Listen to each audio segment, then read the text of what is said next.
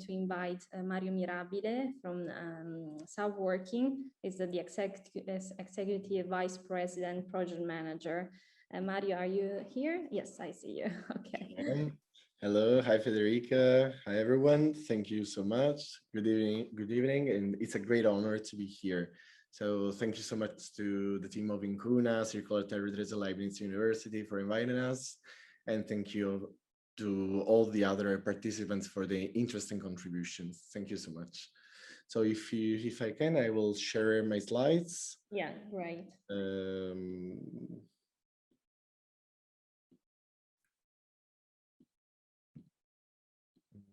Okay.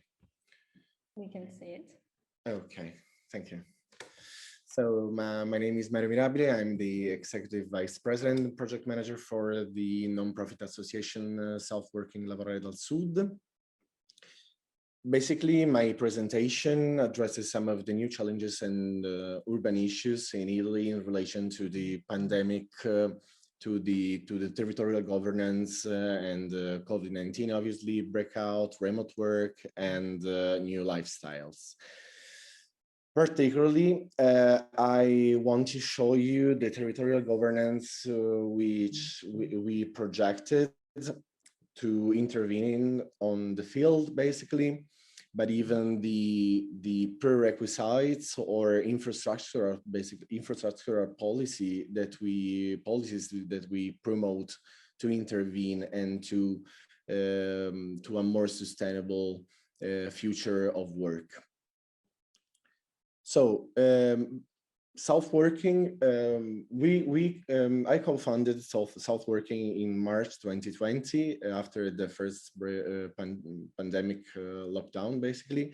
We want to improve the economy of Southern Italy and Southern Europe by injecting capital and wealth through increasing the number of people who decide to relocate in Southern regions or where also they wish to live, obviously. While working for companies which are located in Northern Italy or abroad, or obviously, so in another country in respect to Italy and in Northern Italy. Our starting point were the brain drain phenomenon, the issue related to climate change and the chronic recession of the south and in the inland internal areas of Italy. And Following the outbreak of the pandemic, the consequent lockdown and the extensive use of remote work, we have begun to reflect on local development opportunities based on the interaction between remote workers, local communities, and the territories where workers are returned or went for the first time, basically. So the project aims to improve the economies of Southern Italy and Southern Europe, and in particular internal, but even internal areas. So considering the issues related to the south of Italy, but even understanding in the big question of in Italy and in Europe. For example, I'm thinking about España vaciada, a very famous problem related to the internal areas of Spain, for example. But even in Italy, we have similar problems related to the borghi or internal areas and little villages that are basically totally abandoned or partially abandoned, suffering brain drain and suffering depopulation processes. So we want to increase the number of people who live and work voluntarily from the south and inner areas for companies located elsewhere and through collaborative local development practices. Consequently, enhancement of human capital and social innovation would translate into greater co-organized demand and advocacy for goods and public and private services, as well as greater consumption with a positive impact on the GDP of the local context and reducing social, economic, and territorial gaps. But at the same time, the impact of these movements will be measured, and we have absolutely to avoid or mitigate any negative effects on local communities. The increase in population drive a higher demand in consumption of goods. and but obviously positive impact in GDP.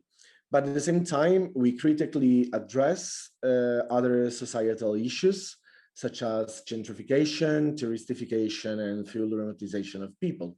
This is strongly important to us. Obviously, we are seeing as people, a lot of people want to live in the south or come back to the south. We measure that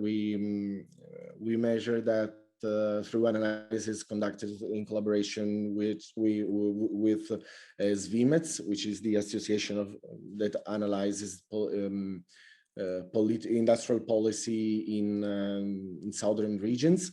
We measured that something like 100,000 people worked from the south, working for firms located in the north and central Italy. And these are, obviously, these are not very amazing or huge numbers in relation to the remote workers population, which is something like from 5 to 7 million people in Italy, actually, but are so important. It's an important number to change the thing, to change the way in which we work and operate in the south and internal areas in a sustainable way. So here we have like the organizational structure of our field activities, basically. So we have our South Working Charter that is like our charter for values and principles. You can find obviously this charter on our website, which is southworking.org. In the same page, you will find obviously even our appendix on South workers' rights. We are strongly focused on violation of human rights and labor rights. So it's strongly important to focus on this, in particular in this moment in which we are forcedly remotized workers, basically. The way in which we act are three, basically. There are the advocacy through a bottom-up movement, our Observatorio South Working, which is our research center, through collaboration with up to 25 entities in Italy and abroad. And like our more practical and territorial acts, which is the building networks and among stakeholders and building networks of networks. Today, I will focus basically on these axes. So, I said that the idea behind self-working is to use the use of flexible working as the predominant way of working, which allows every self-worker, how we call them, to work from where they want, and in particular from the south of Italy and from the internal and marginal areas of the country. Today, I focus specifically on peripheral areas, but in Italy we have a lot of peripheral areas, in particular even near to the main industrial centers. And the SNAI, which is the internal areas national strategy, basically focusing on this matter, clearly analyze this point along these years. The way in which we organize our networks and networks of networks in peripheral areas, but even in the city, obviously with appropriate differentiations within these two cases, is basically constructing, building a territorial governance, which is decentralized and based on a peer-to-peer public dialogue. So territorial governance can be defined as the process of the organization and coordination of actors to develop territorial capital in a non-destructive way in order to improve territorial cohesion at different levels. So the question we focus on a main question. The question was, how can we organize a group of stakeholders on the territory, taking a positive impact on the local dimension, but not in a localistic, with a non-localistic idea, because we are working on interterritorial networks and not only on local networks. This is very important because we think that a good network is a network which focus on the different level of networking and a different level, obviously, even of exchange of good practices and case studies, basically. So at a level, at a local level, the decentralization is strongly important. We sit around a table, virtual or physical table, together with local stakeholders or interterritorial stakeholders. And we focus on the way in which we have to work to decide or to analyze what are the needs of the local community and the local remote workers, or in this case, local South workers. After this, we act as mediator and facilitator between all these stakeholders, constructing a peer-to-peer public dialogue together with the local administrations. Parentheses. Our stakeholders are local stakeholders, are local communities, local administrations, local firms, local associations, non-profit associations, cultural institutions such as museums and other actors like this, but even obviously local South workers that came back to their native territory, or they came to the South internal areas for the first time. So decentralization, peer-to-peer public dialogue are strongly important. But during these sessions of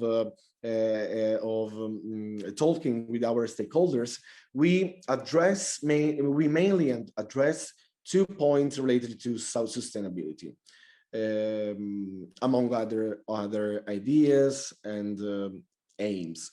Basically, the SDGs, in particular, the 11 and 13, respectively, making cities and human settlements inclusive, safe, resilient, and sustainable, but even take urgent action to combat climate change and its impact by regulating emissions and promoting developments in renewable energy.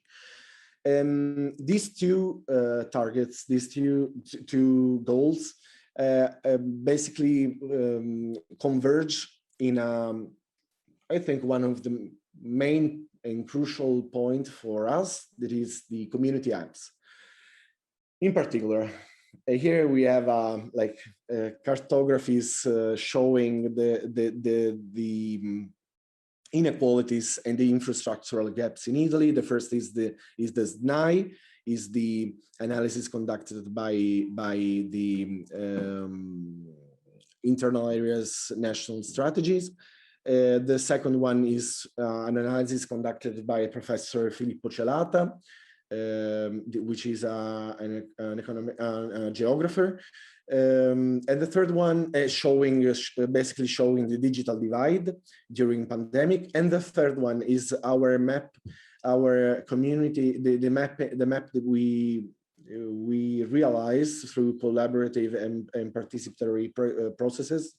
This is the first version of our map. We are working toward a second version, which is quite obviously difficult, but at the same time strongly needed, because our South workers 2 minutes left. Yeah, thank you. So I will skip rapidly through the points related to the actions that we are taking to address our issues. Okay, these are examples of community apps in Sicilian peripheral areas.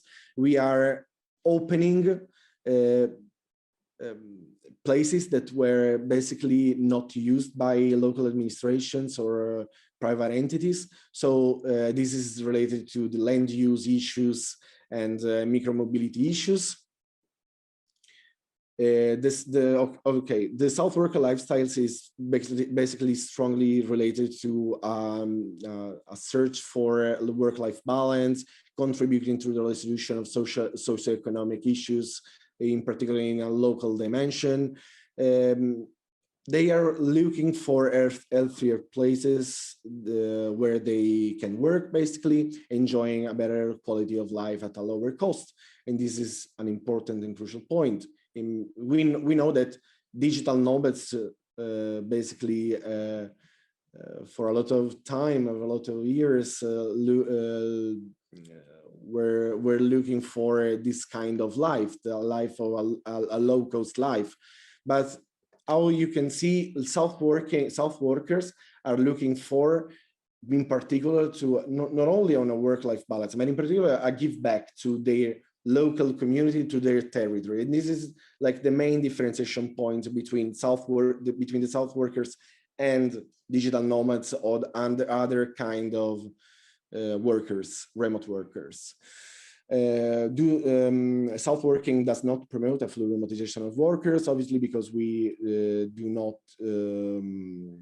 feel this is the way in which we can create a sustainable future of work. These are some policy proposals the South working made to national and local institutions, in particular in relation to the contribution, integration to national strategy for smart specialization to promote and enhance the way in which we are working, the way in which we think that the future of work can be. Obviously, I will share these slides to the organization, so I know that there are a lot of text, so don't worry about that. But I want to focus on these slides ultimately, which are the actions and practices for local communities and remote workers, in particular for South workers, to have an impact, of sustainable impact on local dimension. In particular, we feel that activating and creating connection and new relations between territories, local communities, and the remote workers, in particular South workers, is one of the main way in which we can create a sustainable world. Usually digital nomads are usually local communities feel that digital nomads are something like aliens in their territory, so it's quite difficult to create contacts and new relations. So we started from this point. The second point is creating and promoting infrastructural development of the South and rural areas and peripheral areas, in particular in relation to digital, social, and mobility infrastructures. A third point is the creation of international networks, but putting this in relation to local, regional, and national networks. This is strongly important to take on the territory good practices and new ideas. Obviously, we said promoting cohesion policy, but this is not sufficient. The cohesion policies have to be strongly related to structural funds, and the new program is aiming at creating sustainable new way of life. And I will end with just one suggestion in relation to creation of community apps. We have to rethink the way in which the spatial dimension of work is the way in which we think to the spatial dimension of work. And now we are creating a co-working space, or better, I think, because of the mismatch, social economic mismatch that is conceived by critical theories and critical scholars towards traditional co-working spaces. So we call them community hubs. So creating community hubs in new places, such as museum. We are seeing, for example, that in Italy, the Commission of Contemporary Arts, the Commission of Contemporary Art of the Ministry of Culture is focusing on the way in which we are working on the reorganization of spaces in cultural centers and and museums and other spaces like this, because we think these can be the places to create work, to create new connections, to create new socialization and new way of work and solidarity. Sorry to be too long. I finished my presentation. Thank you so much. I hope that you will be there also for the discussion, so we can continue also in that moment.